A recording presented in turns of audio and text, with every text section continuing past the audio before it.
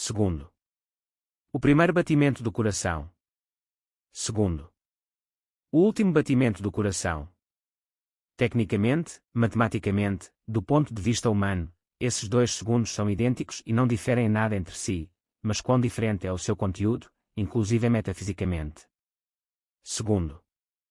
Em um segundo mergulhei em estados verdadeiramente únicos e em um segundo deles saí. Em um segundo se pode nascer e morrer, estar além do bem e do mal. Não desejo que ninguém veja isso.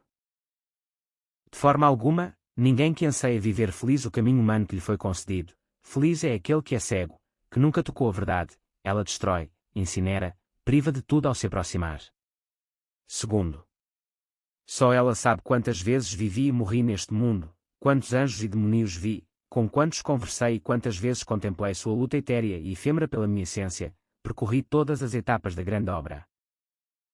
Morri e renasci exatamente o número de vezes necessário ao meu chamado e destino. Olhei para a escuridão, sobrevivi nela, apesar de estar preenchida de bem e mal absolutos.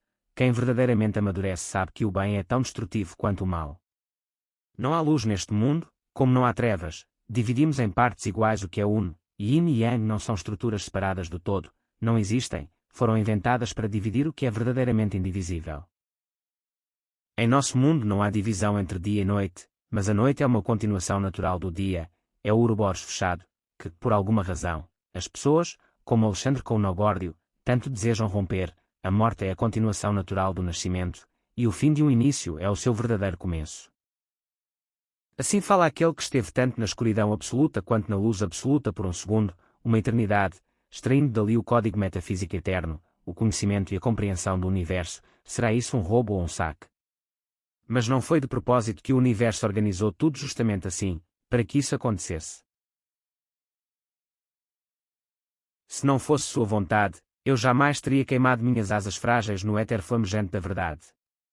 Com o texto e as palavras, consegui extrair das profundezas da minha alma a pedra filosofal metafísica, o que talvez me tenha feito o primeiro alquimista da literatura e da realidade a criar a receita da transmutação da vida em sentido. Sou superior a Nicolas Flamel e outros alquimistas da matéria, pois seu objetivo era o material, apesar das interpretações metafísicas. O meu, desde o início, era o metafísico. Cada palavra minha, cada linha, cada texto meu visava diretamente o coração do cosmos, como um arpão, para dali extrair o código eterno, o cerne do universo. Naquele momento em que outros temiam transformar a literatura, reformá-la, entrar para a história como inovadores, eu a utilizei como o maior dom, com o qual expressei e expliquei um novo modo e método de consciência humana. Reunindo os fragmentos dispersos da história e oferecendo à humanidade alguns exemplos dessa ação, o menor átomo daquilo que é o verdadeiro saber, criei aos seus olhos o maior Ouroboros, que para mim é apenas uma poeira na relva ou um grão de areia à beira do oceano. Esse Ouroboros, não sendo o ápice de tudo, tornou-se o código, a cifra, a chave para a compreensão do universo. Eu não sou escritor, nem literato, nem alquimista, não pertenço a nenhuma nação nem a nenhuma forma. Eu crio sem inspiração, é isso que melhor me define. Sou arquiteto de significados, demiurgo da palavra, criador do Ouroboros da história, o artista, o literato, o músico criam sob influência das emoções ou da inspiração. Eu, conhecendo toda a estrutura e o sistema desde o início, apenas diariamente e com propósitos preenchia, tendo erguido a estrutura muito antes da conclusão da obra, agora estou a encarnar o concebido, preenchendo as lacunas, decorando o tempo por dentro. Ora de forma simples, ora engenhosa, ora refinada, mas sempre à minha maneira. Consegui superar e concluir muitos processos, e foram justamente eles que me permitiram ultrapassar os limites do bem e do mal. Para se elevar metafisicamente, é preciso renunciar ao material. Todos os alquimistas antes de mim quiseram transformar metais em ouro. Eu fui além, pois realizo experimentos metafísicos, que são muito mais perigosos para a essência e a natureza humana do que para sua carne. A matéria não tem importância quando se realizam processos alquímicos dentro da consciência, onde o cérebro, o crânio, é o cadinho. Cada palavra minha, ao alcançar quem sabe escutar e ouvir, mudará a sua percepção da realidade. Ela se tornará para ele não um lago turvo ou um fluxo caótico, mas algo acima desses estados, o éter, o vapor. Supero aqueles alquimistas porque eles quiseram dominar a matéria, eu desejo subjugar a metafísica. Nenhum deles viu o Altíssimo na noite nem falou com ele. Foi esse o primeiro instante da minha morte, morte de medo e pavor. A primeira etapa, o primeiro estágio da grande obra. Todos os alquimistas antes de mim temiam a morte, não é isso que mostra sua sede pela pedra da vida eterna? Eu, no entanto, estou acima do nascimento e da morte, pois minha vida está na respiração do vento do universo, em cada poeira e em cada planeta, e a forma humana que agora revisto e possuo é apenas uma das formas de compreensão. Acaso, quando dormimos, possuímos forma? Não. Mas mesmo assim habitamos realidades e estados únicos. O medo da morte já não tem poder sobre mim, pois estou na própria respiração do universo. A forma humana não é o meio de compreensão do Altíssimo e do universo, mas o meio de limitação dessa compreensão.